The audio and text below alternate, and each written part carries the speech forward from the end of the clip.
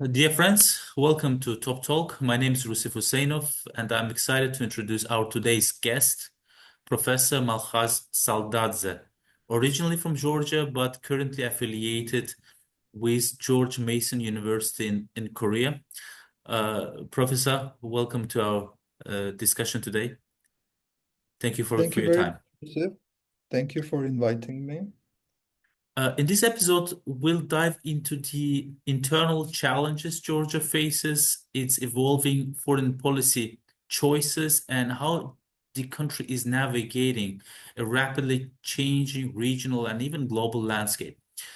Professor Saldadze, how would you characterize the current political climate in Georgia today? Most of us who observe the regional developments, including those in Georgia, have been witnessing the societal polarization and political crisis or standoff, if you want. In your view, how resilient uh, do Georgia's democratic institutions look in the face of these changes and tensions? Well, this is the situation which makes us to doubt in the resilience of the democratic institutions. Actually, what this crisis revealed that we have a situation under which we can talk about the state capture. Well, it would be a possibility to talk about, there would be a possibility to talk about the democratic resilience of democratic institutions if there would be any room in Georgian political system for the decisions to hinder autocratic trends. But we don't have such a space, institutional space. Well, we could count on the courts, but no, courts are controlled by the ruling party, and we see that the courts, together with the law enforcement agencies, they are turned into the repressive mechanisms against those who protest against the government. So where can we find the resource for resilience? It's the social activity, it's civil society, I mean civil society in a broader term rather than just NGO sector.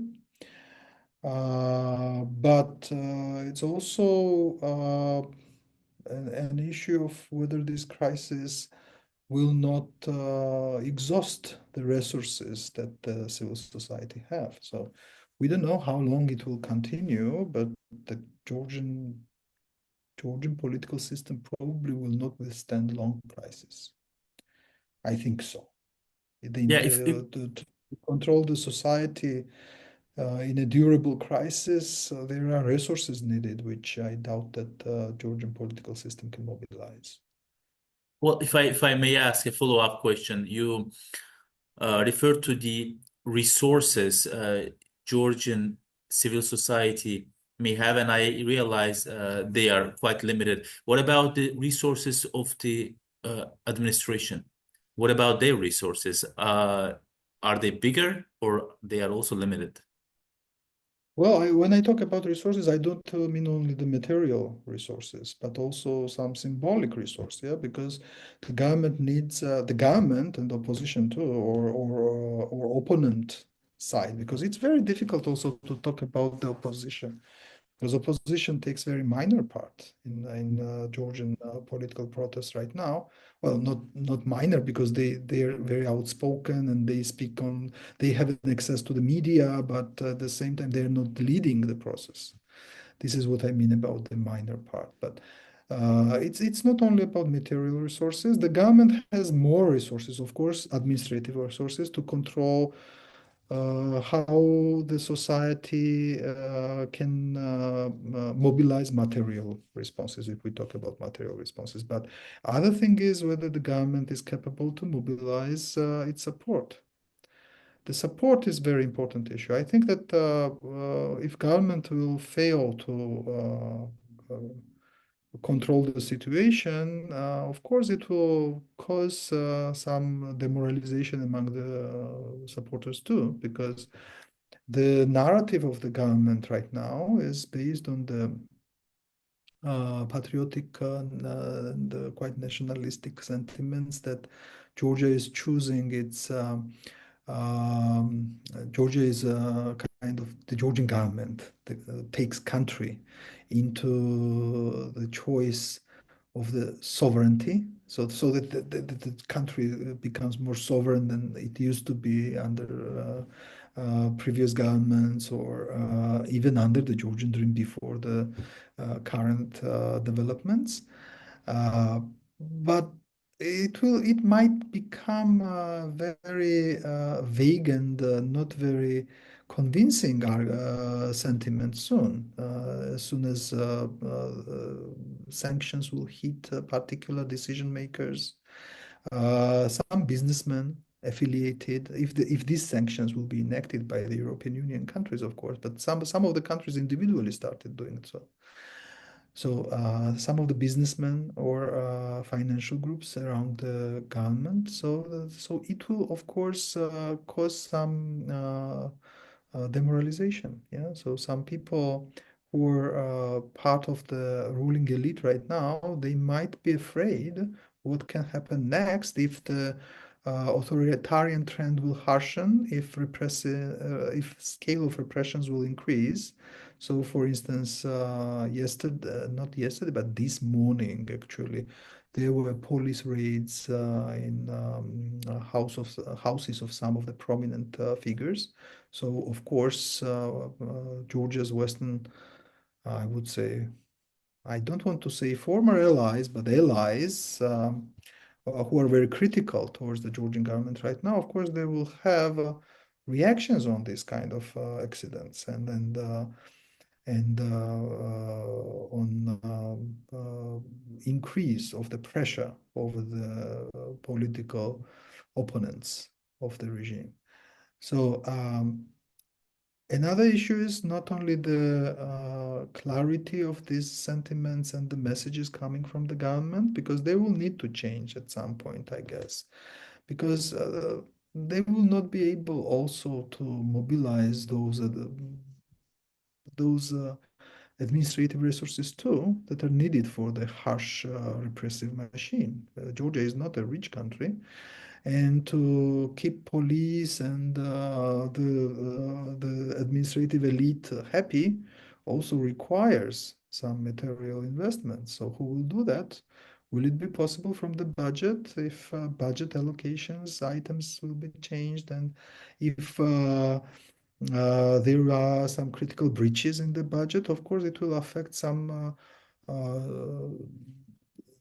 comfort zones for the rest of the society who is not in the protest right now, right? For instance, if there will be a reduction of some social welfare programs or some healthcare programs, of course, many people who will become dissatisfied, they will also potentially join the protest. So increasing social crisis, external pressure, exhaustion of morale among the ranks of the elite, of course, this will affect efficiency of the repressions.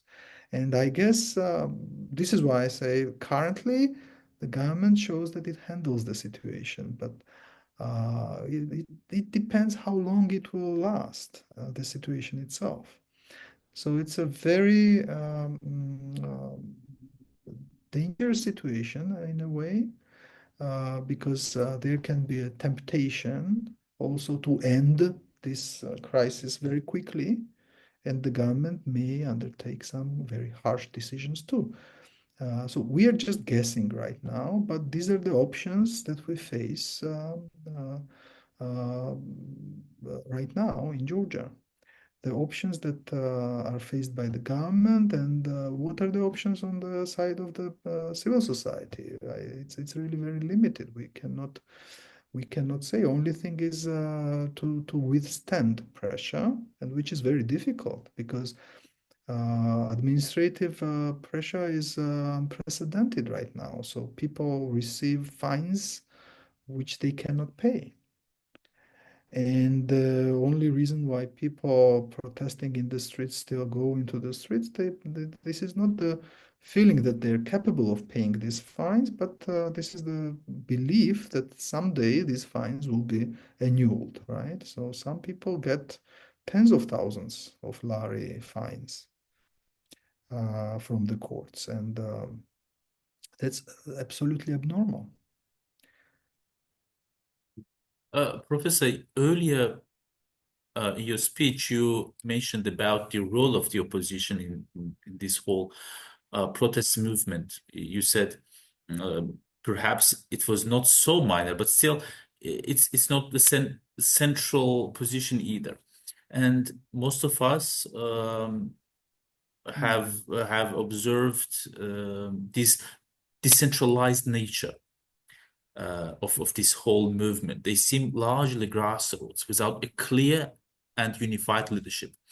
In your view, is the absence of such a single leadership structure posing an advantage that allows a broader civic participation or a flaw that risks fragmentation and lack of strategic decision? What does this tell us about the current state of political mobilization and social trust in Georgia? Yeah, that's a very, very tough issue for Georgian society because unfortunately, what happened in Georgia during all these years, politics became discredited. And trust towards politicians is very low, and these protests also show that. So you have a very good observation what's going on in Georgia, and you know that actually the protest is not led by the opposition. The role of opposition in mobilizing protest is really minor. It's absolutely grassroots, starting from the last year. And even the attempts of the political parties to somehow uh, somehow to grasp this movement failed. The protest marginalized political parties.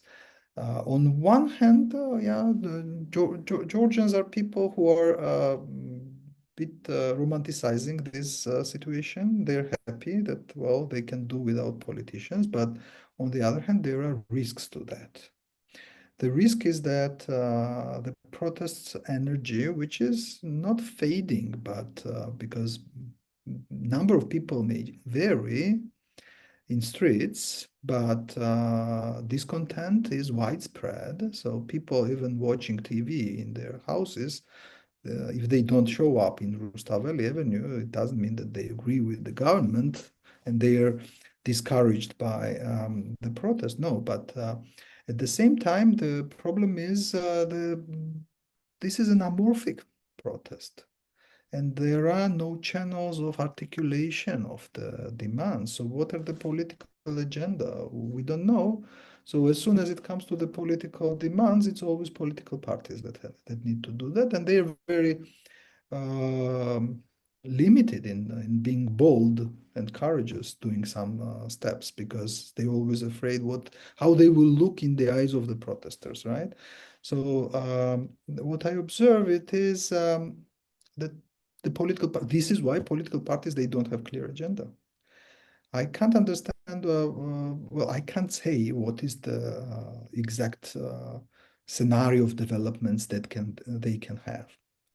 How they communicate it, yeah, we don't see it. There is a coordination body created by Salome Zurabishvili, president of Georgia, but some parties usually either prefer to stay a bit distanced, like Gacharia for Georgia. Yeah, they were part of this council, but at the same time, not taking part in decision making, or they would not also imply any responsibility for the decisions made by this council. Now it was left by United National Movement. So there are no coordination bodies for the opposition, and there are also no coordination mechanisms for the political parties to be connected with the protests.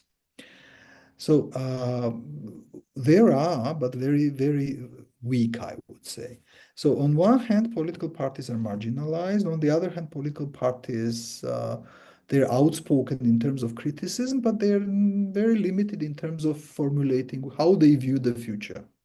What should they do? So one party can say the government should be dismissed. Another party says there is no sense of dismissal of the government because it's still Bidzina Ivanishvili who is ruling the country, and the new government or whatever government is proposed by Georgian Dream is the part of the same system. System does not change. So then there are some other messages. We need to change the system, but how to change the system? This is not what we know.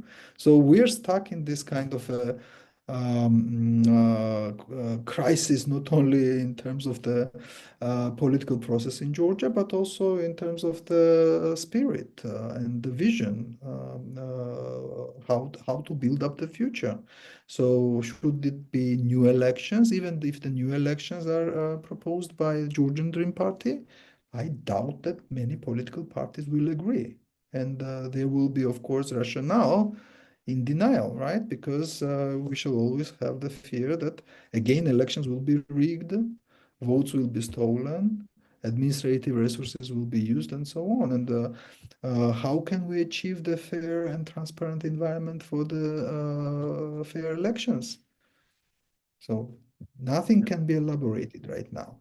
And the problem is, and that is also, it's a problem for the Protestant democracy in Georgia, or potential for the democracy in Georgia. But it's also kind of a benefit for the ruling party.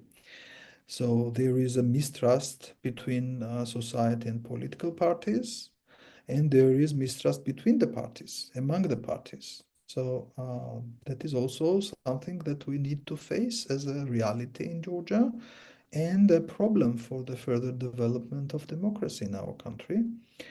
Um, this is what Yeah. how I would summarize Yeah. this Well, discussion. thank you, Professor. When referring mostly to the Western countries, you hesitated, I noticed, to whether to call them allies or former allies. But the fact is that Georgia, which had long aspired to Euro-Atlantic integration, has changed has changed its path under the current administration. And the Georgian Dream claims that the country must also navigate these complex regional realities, especially after Russia's full-scale invasion of Ukraine. Many in Georgian society have become more critical of the government's growing, if I can call this multi-vector foreign policy, seeing it as too cautious or accommodating toward Russia. However, uh, do you think that, of course, as I said, many people, average citizens usually, especially urbanized, they are very critical. But do you think that within the expert and academic community, there is a better understanding and even justification of this strategic rationale behind this balancing act? Mm. Balancing act, you mean informed policies by the Georgian Dream? Exactly. Yeah, well, I would say I don't know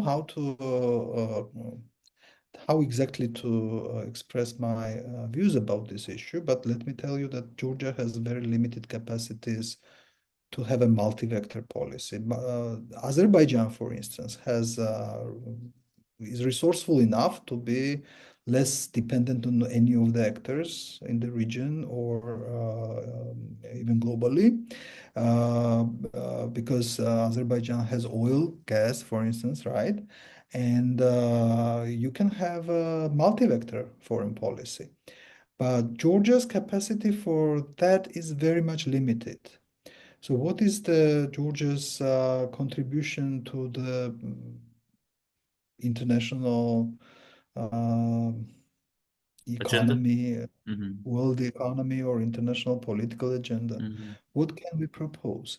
So, and also the thing is that the region itself in which we live pushes Georgia to be allied to any of the alliances. Yeah? So that since 1990s, it was the Western alliances that Georgia was striving to join, and the Georgian political identity was based on that. So current crisis is not just a political crisis; it's also an identity crisis, of course, because it affects how Georgia views itself in the world. And the drastic change, of course, it's causing kind of a turmoil. Yeah, drastic change always is critical for any society, but in this case, it affects, it deals with the identity structures too, because you're either European or you're not. And then Georgian identity, political identity, was constructed that way. But to go back to the multi-vectorality, why Georgia's capabilities are limited? Because Georgia cannot ensure that, for instance, Russia will not demand more. Russia, after occupying Georgia's two regions, Abkhazia and South Ossetia, and declaring them independent, uh, actually already made Georgia to face the reality that it can happen to the rest of the country, right? So how can you balance Russia? Can it be by appeasing Russia? Well, in this case, Russia will demand more, of course, because who will stop Russia? Uh, Georgia's capabilities to be multi-vectoral will depend on its neighbors like Turkey or Azerbaijan, yeah, for instance, because Azerbaijan needs to have An access gateway. Georgia as a transit territory for its resources and especially to be connected with Turkey, right?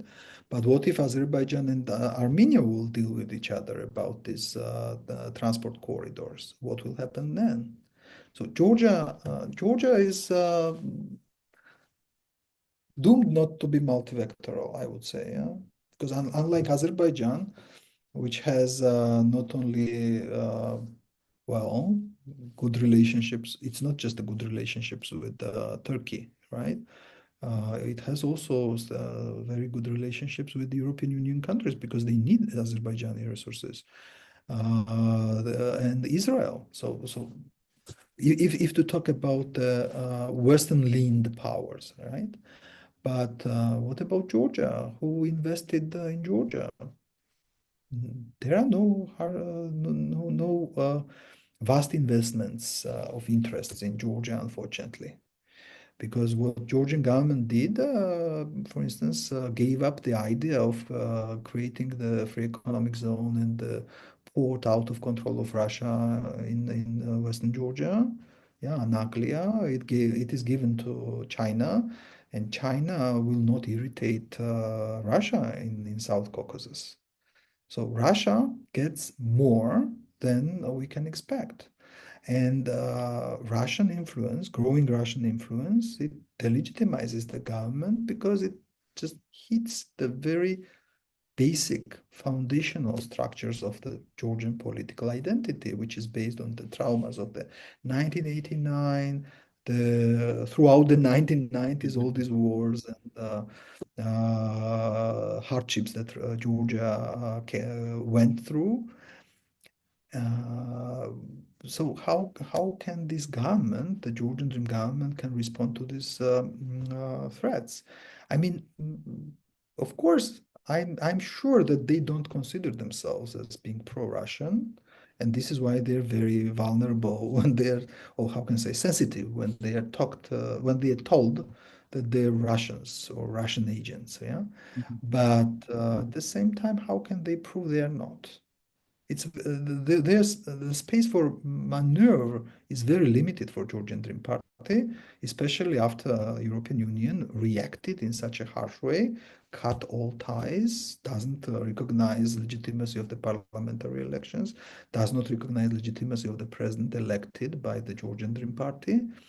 So there are a number of aspects that hinder Georgia to diversify its foreign policy relationships.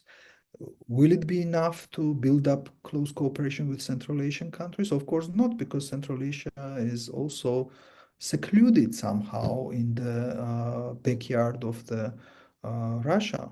And they are also looking for the opportunities to open up the new ways of getting connected with the world economy and the world political relationships, international political relationships, because they're very much dependent right now on Russia and China. So yeah, Well, it's not. actually, Professor, so sorry for interrupting you, but actually, I wanted to elaborate a little bit more on this. So let's imagine that under the Georgian Dream, this current policy of decoupling from the West or from the EU in integration remains as a foreign policy strategy. But uh, what would then be prioritized instead? What comes to replace this policy? Uh, Deeper orientation towards Russia or Turkey or China? What will the regional affiliation of the Georgian Dream be in that regard? I Do you think have any? Yeah. they will need to look for the new identity for country, but it will be a very tough question. For Azerbaijan, it's very easy. You're a Turkic country, speaking Turkic languages. You are related to Turkey and Central Asia, so there are some identity markers that connect you to your neighbors. But for Georgia, it's a tough question. Georgia, again, um, built up itself in a way to be dependent symbolically on Europe and West. But it's not only about it. It's also about security, right? So it's not only about the identity. Identity and security, they are so much related in this, interconnected and interdependent in this case. So my understanding about policies by the Georgian Dream is that I guess because of the reason that they're a bit isolated in a way. This is my observation. I might be wrong, but I will express this opinion with you. My understanding is that they're isolated from their own society. They don't know what people really think and want. They thought that Georgians, they would follow the agenda that will be given by Bizina Ivanishvili very easily. But at the same time, it's not only about Georgian people. They thought that Europe would not react this way. I think so. I don't think that they were thinking that the steps undertaken to strengthen and empower the authoritarian regime in Georgia would have such a criticism from Europe. They thought that Europeans, they don't care about normative aspect of the cooperation and they think only about business. So they think about, yeah, we need Georgia as a transit territory to connect to the resources of Azerbaijan and Central Asia. So that is a very simplified understanding of the West. So it seems that they were very much isolated from the Western political establishment too. I mean, American political establishment too. And it was really very, I would say, comic to observe what were the narratives about elections in the United States. Georgian Dream supporters, experts who are supporting, or journalists and opinion makers supporting Georgian Dream, they were so happy when President Trump won because they thought that President Trump's administration doesn't care about democracy and human rights. And it was a disappointment for them, of course, when they realized that still it's not the case. Americans, they do pay attention to these issues and they're critical about these issues. So I think that the problem with the Georgian Dream is that they thought that the Western political establishment's mindset is organized in a business manner. So they think like corporations. And I guess that comes from Bizina Ivanishvili's personality directly because he's a businessman. He knows how to deal with money and financial interests. So I think that is my hypothesis. They thought that European Union, Americans, they would not be so much disturbed by developments in Georgia. That is my understanding. I On see. the other hand, yeah, there are very, very real risks that are caused. You mentioned the Ukraine war in Ukraine, Russia's invasion in Ukraine. Of course, there are very real challenges and risks faced by Georgian Dream. Just imagine the country which lost its every war for maintaining territorial integrity and sovereignty over these territories. If someone from Kremlin calls them and threatens them, right? So what can they do? But this is why they should think about being in line with the strategy that Georgian political system was set on. So since times of Eduard Shevardnadze, when Georgia was moving westward, and not to stop this process. I think that was a great mistake, very grave mistake, because even if to imagine that Georgian Dream will be forced to openly ally with Russia and accept Russian terms and even get dependent on Russia, yeah, that will not be any warrant that they will keep their positions in power, because they are already discredited in the Georgian society, and discredited governments cannot withhold a lot without possibilities to mobilize massive material resources to control the society. So, and then they are definitely lacking these possibilities.